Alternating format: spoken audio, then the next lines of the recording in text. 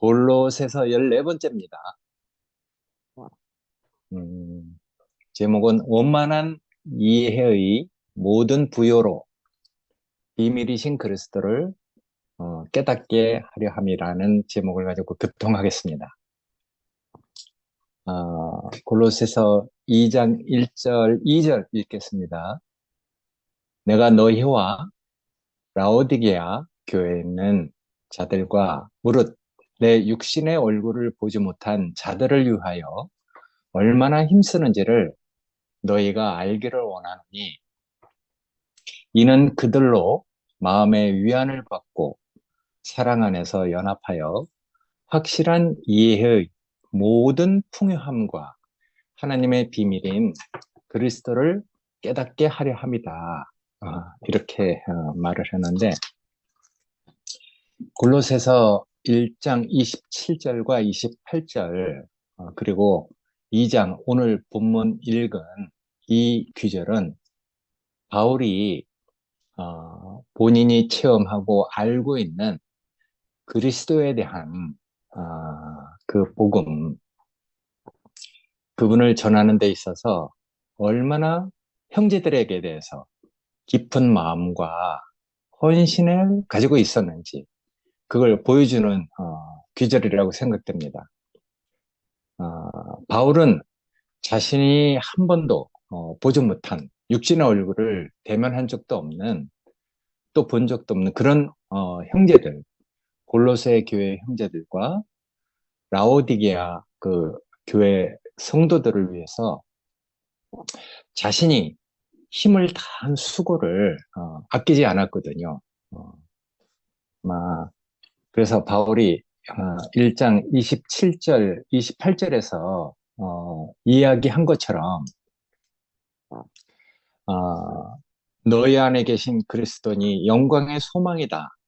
이렇게 얘기하면서 그 그리스도를 전하기 위해서 각 사람을 세우고 전하고 지혜의 말씀으로 가르쳐서 그리스도 안에서 그들이 정말 하나님 기뻐하시는 온전한 자로 세워지기 원하는 이런 마음을 가지고 사역을 했거든요.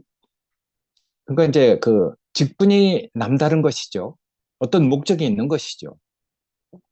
예수님이 이 땅에 오셔서 절망적 상태에 빠져 있는 우리를 구원하셔서 하나님 나라와 하나님 권속으로 만들려고 했던 그런 목적을 가진 것처럼 바울도 목적이 있는 사람으로 사도의 직분을 지금 행하고 있는 것이죠.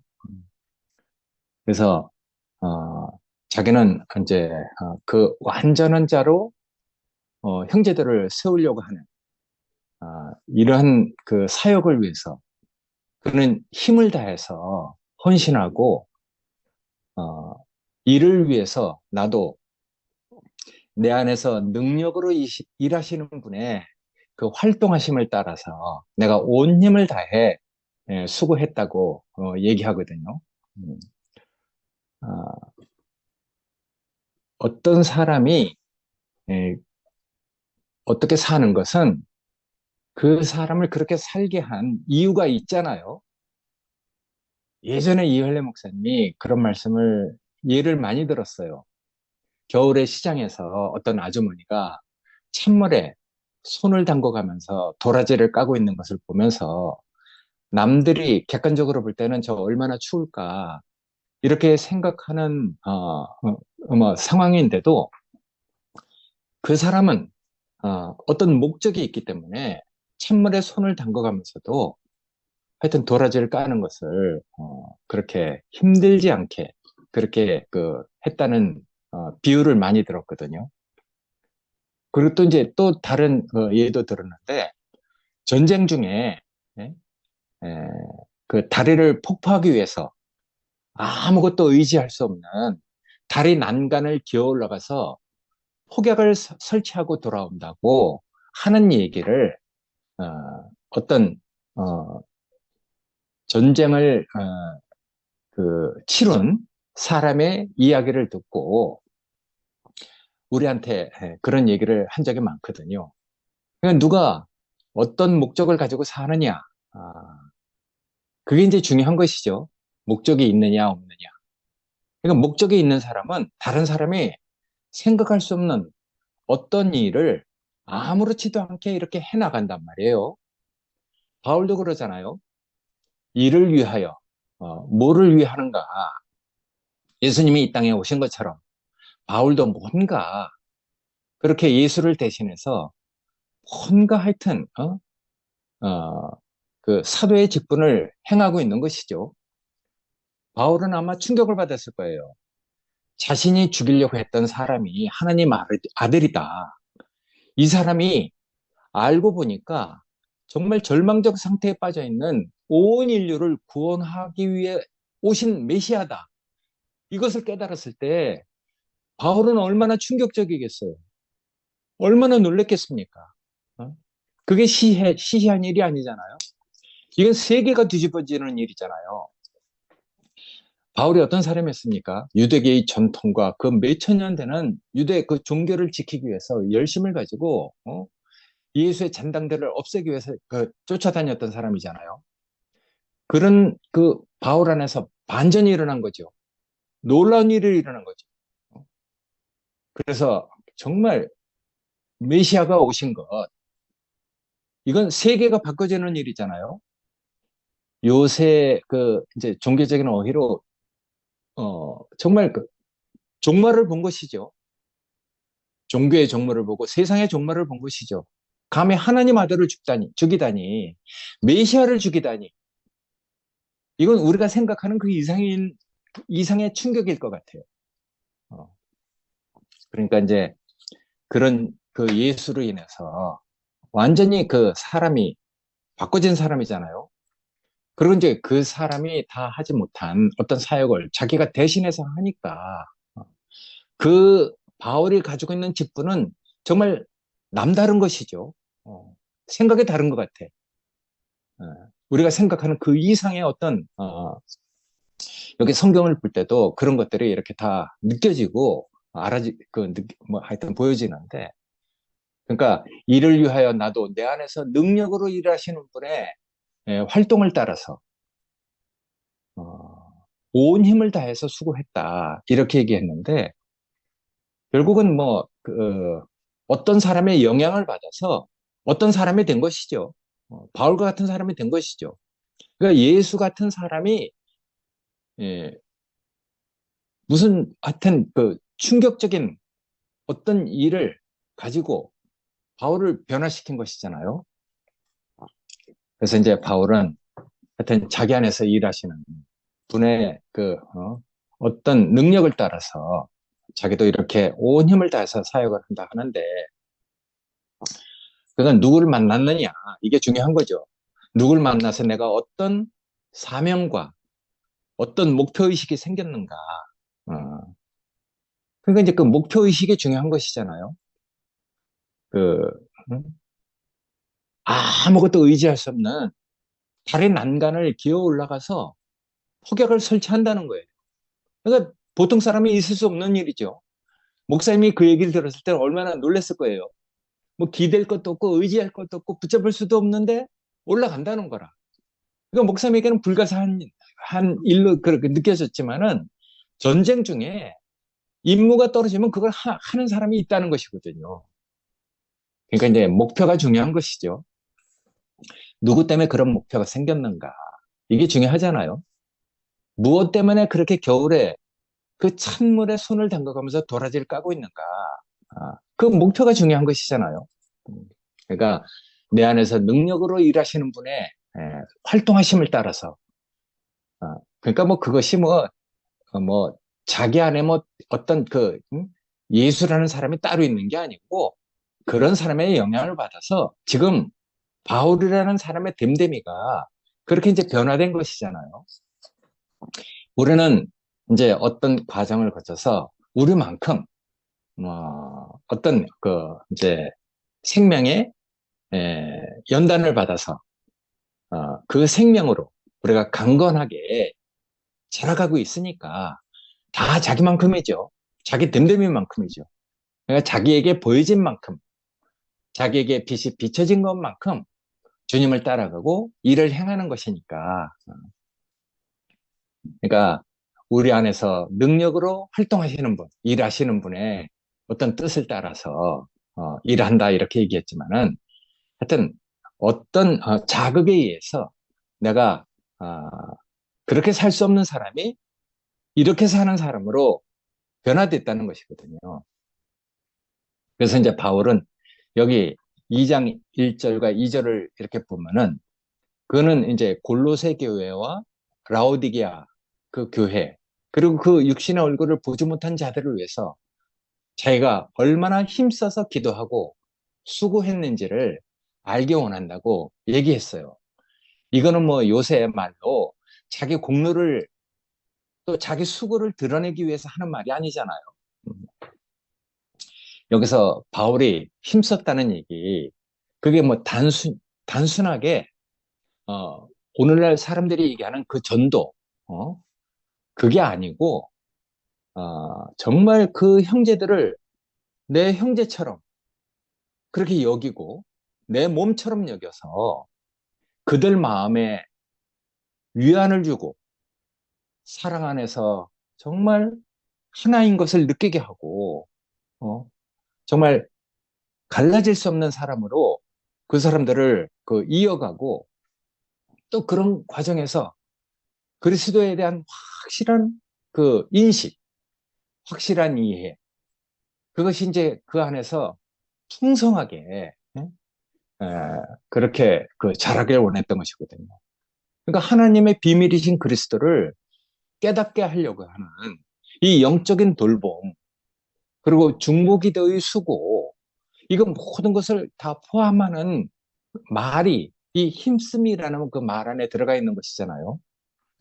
그래서 바울을 자세히 보면은 주님께서 이 땅에 오셔서 사셨던 모습 그대로를 살고 있어요.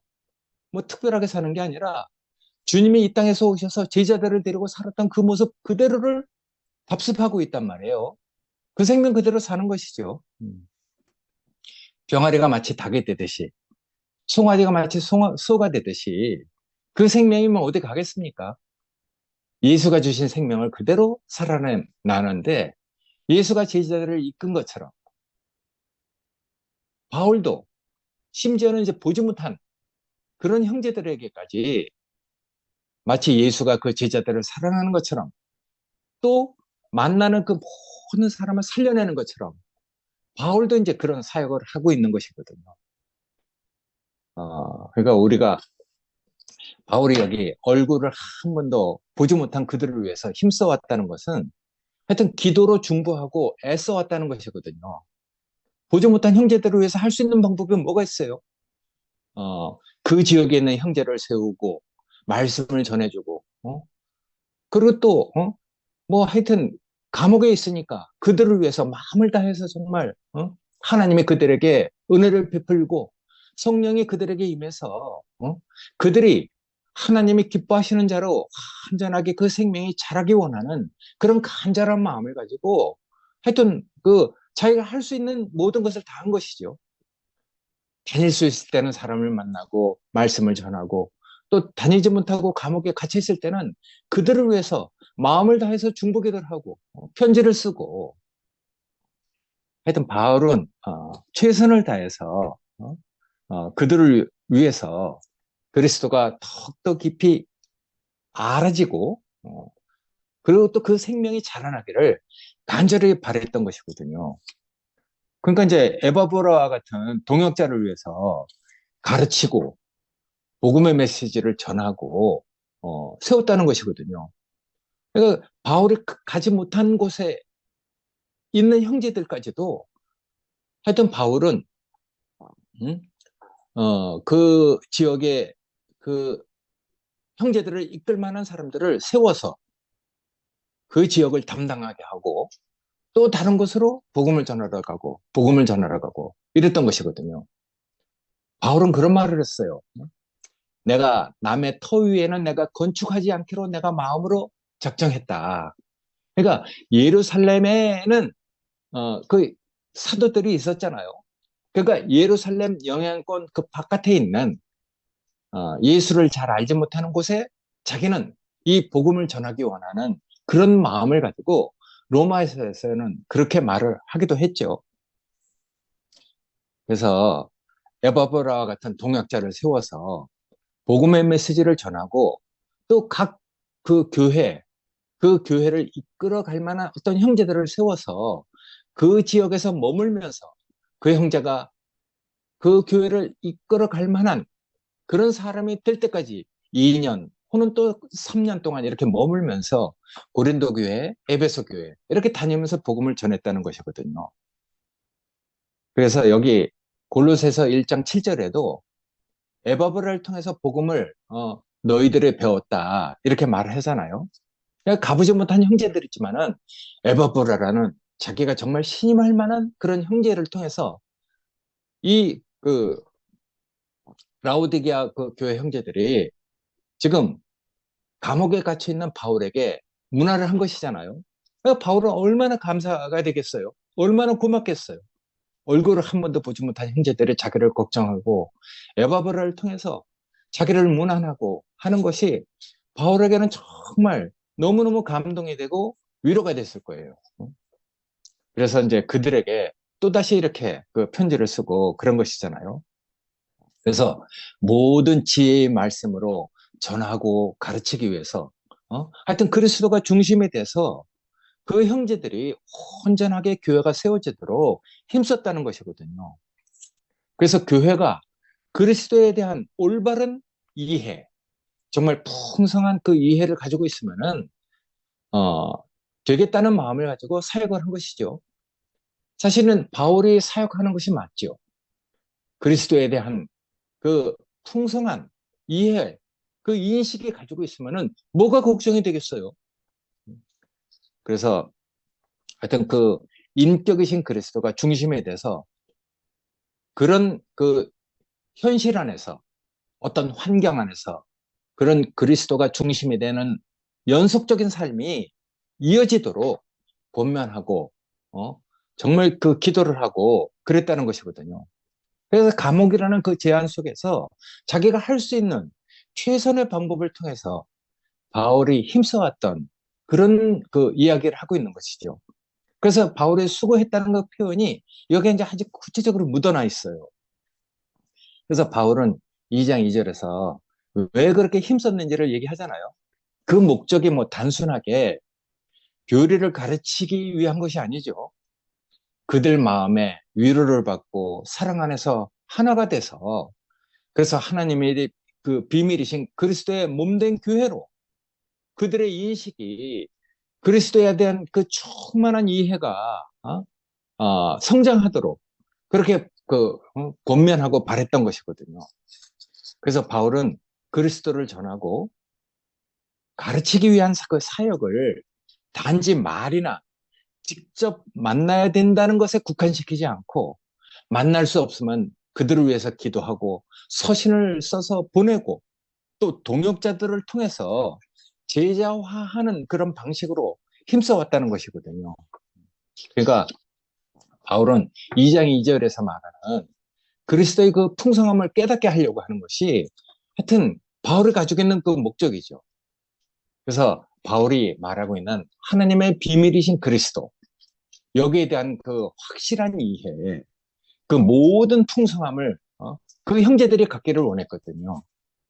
단순히 지적인 지식 이상의 것을 하여튼 그 형제들이 갖기를 원했던 것이니까 이것은 영적이고 근원적인 그 면과 인격적인 정체성 그러니까 그리스도에 대해서 자기가 어떤 인식을 가지고 있는지 그것이 자기의 삶의 가치관이 되고 자기 자신의 그 정체성이 된다면은 이게 얼마나 든든한 교회가 되겠습니까? 그러니까 우리가 그리스도를 어떻게 봤냐? 그리스도는 우리에게 어떻게 빛을 비쳤느냐? 그게 이제 문제가 되겠죠. 그래서 확실하게 그런 그리스도에 대한 인식과 그분의 인격에 대한 그 빛비침이 있으면은 우리는 정말 그의 그 몸된 신부로 그리고 또 그의 몸으로 교회로 건축되어 가는데 아무런 문제가 없는 것이죠. 그러니까 현실적으로 골로새 교회가 직면한 이런 도전적인 상황, 이런 상황과 그 바울이 전하려고 하는 그런 것들은 다 관계가 있는 것이잖아요.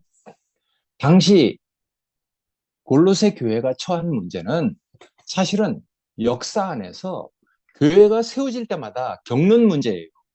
그게 성경 안에 있는 그 문제가 아니고 오늘날 현실 안에서도 교회가 세워질 때 이런 영적인 전쟁, 현실적인 고난 이런 것들은 늘 있는 문제거든요. 그러니까 사탄은 항상 이 현실 안에서 교회가 세워지는 것을 가장 두려워하잖아요. 하나님 나라가 세워지면은 자기는 자기가 거짓이고 가짜인 그 영광이 여지없이 폭로가 돼서 결국은 심판받을 것이니까. 그러니까 인격 대 인격의 싸움이죠. 누가 참 진리를 가지고 있느냐, 누가 정말 하나님의 아들이냐, 이런 영적인 싸움이잖아요. 그러니까 골로새 교회가 처한 문제는 역사적으로 현실 안에서 늘 하나님의 나라, 하나님의 교회가 세워질 때 겪는 문제이니까 골로새 교회의 문제가 아니죠. 현실 안에서 우리의 문제이기도 하잖아요. 그러니까 골로새 교회를 하여튼 이제 빙자해서 그것을 통해서 우리가 겪는 그 많은 문제들을 우리가 조명해 볼 수 있는 것이죠. 골로새계의 그 전체적으로 그 어떤 문제들을 이렇게 보면은 이단적인 가르침이 있었어요. 그리스도에 대한 그 충족성과 유일성 이걸 부정하려고 하는 그런 시도가 영지주의자들에 있었거든요. 그게 이제 그노시스죠. 영지주의. 그래서 그거는 시대와 역사를 달리해서 항상 교회를 무너뜨리고 교회가 세워지지 못하게 방해를 하는 것입니다. 그러니까 골로새 교회의 그 대책, 그것을 보면 우리도 확실한 대책을 가질 수 있는 것이죠.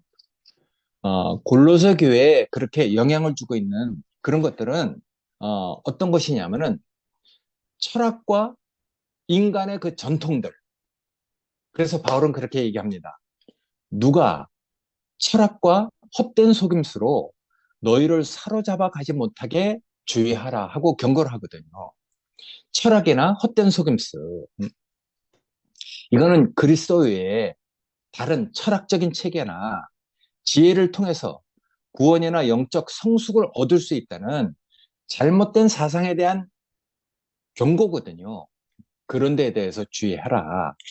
그러니까 그리스도 외에 놀라운 영적 지식이나 심오하고 탁월한 지혜를 얻는다 해도 우리는 그리스도의 그 생명으로 성장하고 열매를 맺도록 부름받은 것이잖아요. 그러니까 우리가 그리스도라는 이 놀라운 새로운 생명을 우리가 정말 그 공급받고 그 생명이 하나님이 기뻐하시는 그리스도의 몸된 교회가 되고 하나님이 기뻐하시는 그리스도의 그 신랑이신 그리스도의 그 어? 신부로 교회가 그렇게 그 조성돼 갈 때, 이 겪는 문제들이니까. 그러니까 아무리 놀라운 세상에 그런 말들이 많아요. 응?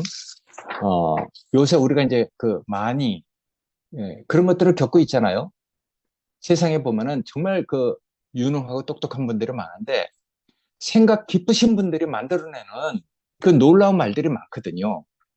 요새는 하도 세상이 혼란스러우니까 뭐 명상이니 자기 성찰이니 영적 탐구에서 등장하는 개념들 이런 것들도 얼마나 많이 내는지 몰라요. 사람들이 그만큼 많이 혼란을 겪고 있다는 것이거든요. 무엇 때문에 사는지, 왜 살아야 되는지 모르는 사람들이 너무 많으니까 이 천재들이 많은 말들을 생각을 가지고 만들어내거든요. 그러니까 우리가 경험하는 생각이나 감정, 감각 이런 것들을 알아차리는 그 자아, 이런 것들과 관련해서 여러 가지 심리학적인, 철학적인 관점들 이런 것들을 가지고 많은 말들을 만들어내는데 아무리 그 심오한 말을 많이 만들어낸다 할지라도 그 영적이나 영적 지식이나 심오하고 탁월한 지혜를 얻는다 할지라도, 어? 그것이 교회 형제들이 귀하다. 하나님의 영광을 받으시는구나. 이런 것과 연결되지 않는다면은 그런 심오하고 놀라운 말들이 무슨 소용이 있겠습니까? 그런 것들은 오히려 교회를 그리스도의 몸으로 세워져가는 교회를 혼란스럽게 하는 결과가 될 수 있을지도 몰라요. 그러니까 우리가 주위에서 그런 말을 들어야 되는 것이거든요. 놀라운 말들이 많죠. 요새 뭐 어떤 우리 교회 그 뭐야 그 사이트 뭐 여기 문자도 이렇게 많이 그 뭐 얘기하는데 뭐 배경자 뭐 허위자 뭐 내면 아이 뭐 순수한 알아차림이니 이런 말들이 많잖아요. 말을 들으면 그럴듯해. 야, 정말 그런 말을 들으면 내가 이 혼란한 세상에 흔들리지 않고 뭔가 나를 지켜가면서 나는 관찰자로서 뭔가 하여튼 살아갈 수 있는 지혜를 얻을 것처럼 느껴지기도 한단 말이에요. 그러나 아무리 관찰자로 있으면 뭐합니까? 그런 것들은 모두 다 정말 통시적으로 꿰뚫고 있으면 뭐해요?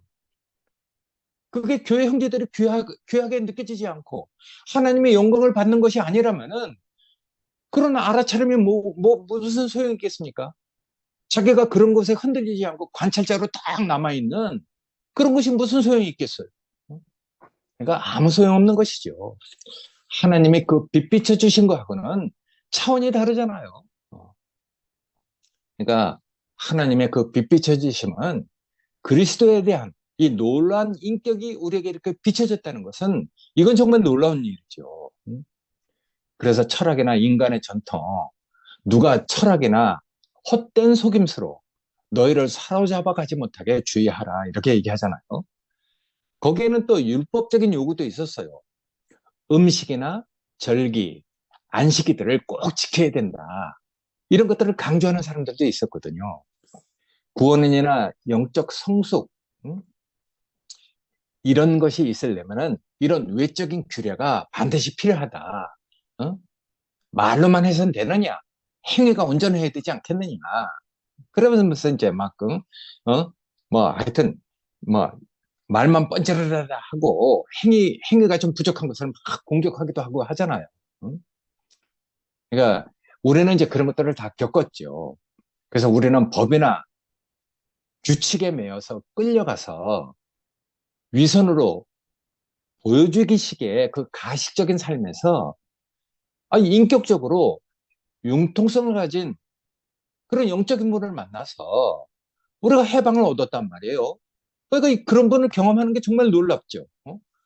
그 맛보고 누렸지만은 그런 것들이 미진한 상태로 남아있는 게 아니잖아요. 하나님께서 또 일을 하시니까 어떤 혼란한 과정을 거쳐서 우린 더 성숙하게 됐죠. 우리의 그 속사람이 이제 그런 것에 흔들리지 않는 더 영적으로 온전한 자리로 옮겨지게 됐잖아요. 그러니까 이제 지금 와서 생각해 보니까 이게 모든 것이 다 하나님이 하시는 일이구나. 이런 것이 우리에게 없었다면 우리가 어떻게 이런 자리로 옮겨질 수 있을까 하는 마음을 갖게 된 것이죠. 예전에 우리가 이제 그런 것도 다 해봤어요. 우리 교회에서 성만찬도 해봤거든요. 앞에서 이제 포도주 이제 돌리고 이제 떡도 돌리고 했는데 그게 다 진지한 마음으로 뭔가 이루어지길 원했죠. 성경에 있으니까 목사님도 한번 해보자 해서 했는데 교회 형제들이 그걸 뭐 장난 삼아서 다 해갖고 앞에서 다 마셔버리고 뒤에는 나중에 떡도 못 먹고 그래갖고 그게 다 그냥 해프닝이 돼버렸어요. 그래서 몇 번 하다 안 했거든요. 그러니까 바깥으로 아무리 그런 규례들이 온전해 보여도 사람이 그런 사람이 돼야 되는 것이거든요. 근데 우리는 지금 이제 형제들이 우리가 내적으로 교통하는 사람들이 됐잖아요. 우리가 정말 내적으로 서로 다 만나서 포도주를 띄고 포도주를 마시고 떡을 떼는 이런 정말 이면적인 사람이 됐단 말이에요. 내적인 사람들이 된 것이죠. 그러니까 그런 외적인 율법적인 욕구가 어? 뭐 나쁘다거나 잘못됐다는 건 아니에요. 그게 다 필요하지만은 그것이 이제 속 사람을 강건케 하는 것으로 연결되지 않으면 아무 소용이 없다는 것이거든요. 그리고 또 골로새 교회에 있던 그 문제들, 신비주의와 천사를 숭배해야 된다는 이런 또 그 가르침도 있었거든요. 그래서 어떤 이들은 영적인 체험과 천사 숭배를 강조하고 하나님께 나아가는데 그리스도 외에 중보자가 필요하다고 얘기를 했어요. 아이고, 그리스도 외에 무슨 중보자가 필요합니까? 그 그리스도를 잘 몰라서 그렇지. 그리스도가 온전하다면은 아무것도 필요 없어요. 하나님이 이는 내 사랑하는 자고 내 기뻐하는 자니 너희는 저의 말을 들어라. 그게 정말 뭐가 부족합니까? 우리는 그리스도가 부족한 게 없거든요. 그러니까 많은 사람들이 그리스도 외에 중보자가 필요하다고 얘기하고 그리고 또 거기에 이제 수반되는 많은 논한 심오한 말들을 많이 만들어내요. 자아를 내려놓는 여러 인식들, 체험들, 비법들 이런 것들을 강조하고 말하지만은 우리는 알고 있거든요. 그리스도 외에 다른 중보자가 필요 없다. 우리가 뭐 십자가에서 못 박힌 그 예수가 우리의 운명인 것을 모릅니까? 인간이 뭐 죽는다는 것을 모릅니까? 사람이 피조물이라는 것을 모릅니까? 어? 우리 여기 있는 사람이 그걸 모르는 사람이 어디 있어요? 다 알고 있거든요. 그걸 우리가 부활하신 주님 안에서 우리가 그걸 어떻게 우리 인생으로 살아내느냐. 그게 중요한 것이거든요. 결국 십자가는 부활을 위해서 필요하다고 옛날에 이혈래 목사님이 얘기하셨어요. 십자가가 목적이 아니다. 십자가는 수단이다. 무엇을 위한 수단인가? 부활 생명을 위한 수단이라고 그랬어요. 이 부활 생명이 넉넉하게 이 현실 안에서 모든 것을 구별하고 모든 것을 지배하는 능력으로 그런 인격으로 세워지지 못하니까 십자가라는 거기에 함몰되어 있는 것이거든요. 그게 나쁘다거나 아니라는 얘기가 아닙니다. 그 십자가라는 수단을 통해서 부활 생명이 우리 안에서 정말 하나님 기뻐하시는 교회가 건축될 수 있고 그리스도의 신부로 조성될 수 있는 그런 인격으로 세워져야 되는 것이거든요. 그러니까 바울이 문제를 해결하려고 하는 방식은 그리스도의 중심성의 회복입니다. 그래서 그리스도가 중심이 되어야 되는 것이거든요. 우리도 이제 그걸 깨닫게 됐죠. 그래서 옛날에는 우리가 사실은 한 사람, 그 사람이 있으면 다 됐어요. 근데 정말 그 한 사람을 통해서 비춰지는 영원한 그리스도, 그게 사실은 중심이었었는데, 우리가 이제 너무, 뭐, 사람을 좋아하는 게 나쁜 일은 아닙니다. 잘못된 건 아니에요. 우리가 사람을 믿지 뭐, 개를 믿습니까? 근데 이제 그 사람을 통해서, 비춰지는 영원한 그리스도가 우리의 중심성이 되지 못했기 때문에 이런 일을 겪은 것이잖아요. 난 이런 것들 다 하나님이 허락하신 고난이라고 다 믿고 있어요. 그래서 바울은 이런 상황 속에서 골로새 교회가 하나님의 비밀이신 그리스도를 더욱더 깊이 깨닫는 것이 가장 근본적인 해결인 것을 알고 그것을 얘기하고 있는 것이거든요. 그래서 이제 그리스도에 대한 확실한 이해의 모든 풍성함을 그런 걸 갖기를 원했죠. 그건 단순한 지식이나 그 정보를 전달하는 게 아니라 길이요, 진리요, 생명이신 그 그리스도에 대한 깊은 통찰이 그런 형제들에게 있기 원하는 마음으로 지금 사역을 하고 있는 것이거든요. 그러니까 바울이 제시한 해결책은 그리스도죠.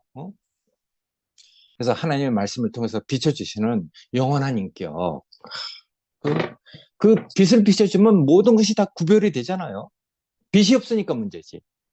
우리 영혼에 그 빛이 비춰지면은 구별이 안 될 게 뭐가 있겠습니까? 누가 함정에 빠지겠습니까? 응? 때가 한낮이 아니냐. 낮에 다니는 자는 어둠에 빠지지 않는다 그랬어요. 우리 형제들은 다 낮에 다니고 있기 때문에 어둠의 일이 우리를 낚으려고 해도 우리가 낚여지지 않는 사람이죠. 그러니까 정말 형제들이 놀랍죠. 그래서 이 그리스도 안에 모든 지혜와 지식이 감춰져 있다고 얘기하고 있습니다. 인격이신 그리스도를 바로 알고 그 안에 뿌리를 내리는 것이 진정한 지혜이다. 이렇게 얘기하는 것이거든요. 그의 철학이나 전통은 전부 다 헛된 속임수다. 이런 것들을 분명히 얘기하고 있는 것이거든요. 그래서 바울은 이런 것들을 깨닫고 경험하는 것이 공동체적인 이 교회 안에서 연합과 사랑을 통해서 그 주님을 경험해 가는 것이 가장 좋은 수단이다. 이렇게 얘기를 하고 있어요. 우리가 잘하고 있는 것이죠. 우리 형제들이 지금 잘 살아내고 있는 것. 응? 그런 방법 외에는 다른 게 없다. 이렇게 얘기하고 있는 것이거든요. 우리는 정말 그렇게 살고 있잖아요. 서로 다 내 한 몸으로 여기고, 우리가 이 작은 공동체 안에서 정말 복음만 해도 귀하고 사랑스러운 마음이 흘러가잖아요. 어. 그러니까 우리 안에 정말 그 귀한 시간을 들여서 내가 경험할 수 없는 그리스도를 체험하고 그것을 교회에 공급이 되고 교회 정말 양식이 되도록 이렇게 해주는 형제들이 있기 때문에 우리가 형제들이 얼마나 귀합니까? 음. 그래서 그 안에서 우리가 마음의 위안을 받고 사랑 안에서 연합하여 이런 말이 저절로 나오잖아요. 어, 우리가 성경을 써도 그렇게밖에는 뭐 어떻게 더 쓸 수 있겠습니까? 그래서 진리에 대한 그 실제적인 깨달음, 이 이런 깨달음은 공동체적인 이 경험 속에서 이루어진다는 것을 보여주고 있는 것이죠. 그래서 그리스도를 아는 원만한 이해의 그 모든 부여는 교회 내에서 사랑과 교통을 통해서 더욱더 깊어진다는 얘기를 하고 있는 것이거든요. 그리고 이제 자기가 직접 그 교회 가서 말로 하고 형제들의 얼굴을 보고 전할 수 있으면 얼마나 좋겠습니까? 그게 안 되니까 할 수 없이 자기가 할 수 있는 최선의 방법, 편지를 쓰는 것이거든요. 그래서 이 서신을 통해서 가르치고 정말 에바브를 통해서 또 지혜의 말씀을 또 전해주기 원하고, 그래서 바울은 직접 만나지 못했지만은 서신을 통해서 교회의 기초를 바로 세우고 에바브라와 같은 동역자를 통해서 계속해서 이 생명의 교훈이 전달되기를 원했던 것이죠. 생명의 교훈이라 그래서 그게 뭐 세상 사람들이 얘기하는 그런 교훈이 아니잖아요. 생명이 살아갈 수 있는 뭔가 공급돼야 될 그런 것들이 있단 말이에요. 그것이 이제 영적인 양식이죠. 그래서 바울은 이 그리스도의 그 충만함을 증거하고 있어요. 그래서 그리스도의 그 신격, 여기서 얘기하는 뭐 그 얘기는 뭐 로마서에서 얘기하는 그 신성하고는 좀 약간 다른데, 이건 뭐 정말 신학적인 어떤 그 얘기가 될 수 있어서 그냥 그냥 간단히 얘기하고 넘어가겠습니다만은 하여튼 그리스도 안에서의 신격은 아버지와 아들, 그 성령, 이 삼위이고 하나이신 그분을 얘기하는 것이죠.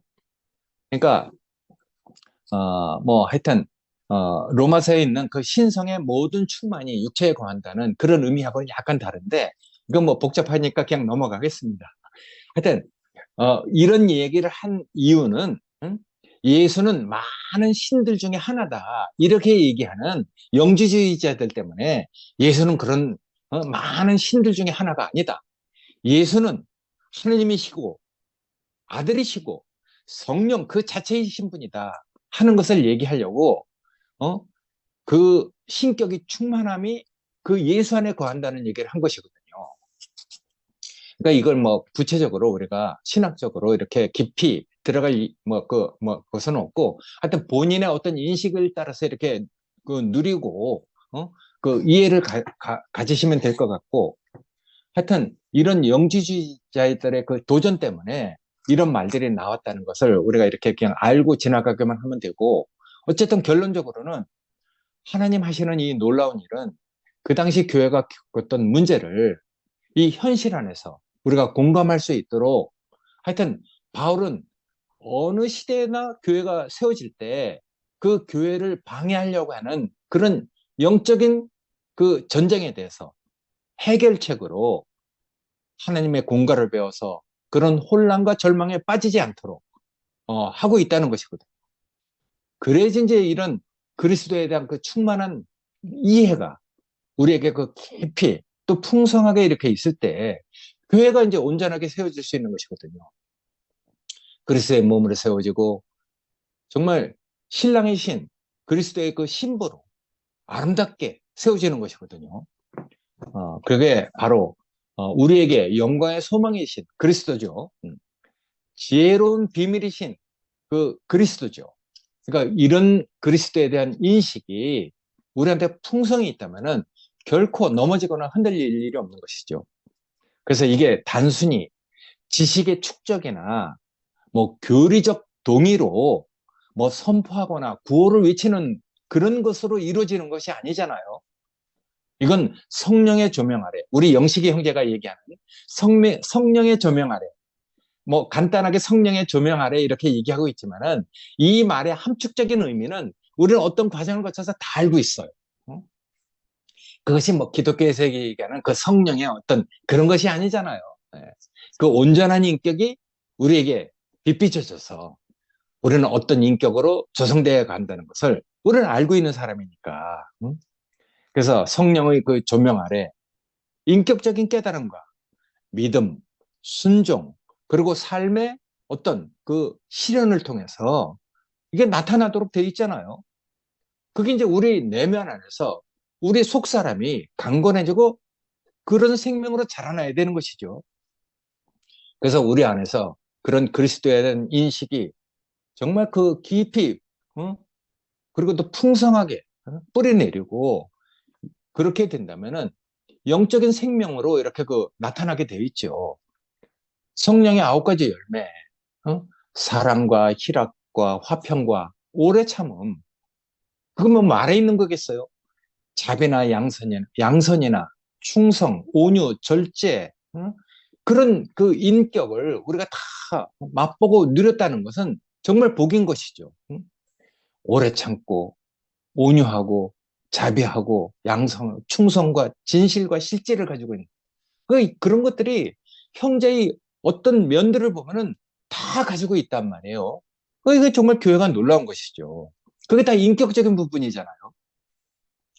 그러니까 바울은 하여튼 그 골로새 교회 형제들이 외적인 형식이나 철학이나 율법, 어떤 신비주의 이런 것들로 흔들리지 않고 그리스도 안에 있는 그 충만한 인격적인 지혜로 그 진리를 깨달아서 그 안에서 하여튼 견고하게 서기를 바랬던 것이거든요. 그래서 2장 2절에는 그리스도를 깨닫는 확실한 이해의 그 풍성함을 이야기하고 있습니다. 그러니까 이것이야말로 모든 이단적인 문제를 극복하는 가장 깊고도 강력한 해결책이죠. 그리스도가 우리한테 분명하게 알아준다. 그 인격이 하나님이 기뻐하시는 인격이다. 그 인격이 우리에게 딱 비춰지기만 하면은 이 사람은 이제 흔들리지 않는 사람이 된 것이죠. 그러니까 누가 그리스도를 얼만큼 보느냐. 그리스도가 우리 영혼에, 우리 가슴에 얼만큼 와 닿았느냐. 그게 이제 문제인 것이잖아요. 우리 두시 형제들은 하여튼 충분하게 그 그리스도가 하여튼 가슴에 와 닿아서 그 영적인 어떤 그 인식을 가지고 이렇게 그 사는 사람들이 됐기 때문에 정말 안심이 되거든요. 그러니까 그런 골로새 교회하고 마찬가지로 우리에게도 여전히 은혜를 그 베푸시는 그 하나님이 계셔서 하여튼 그리스도의 풍성함이 이 생명수가 흐르듯이 우리에게 여전히 하여튼 물이 그 생명의 그 물이 흘러오고 있단 말이에요. 우리는 그 물을 마실 때마다 감사하죠. 그의 떡을 뗄 때마다 감사하죠.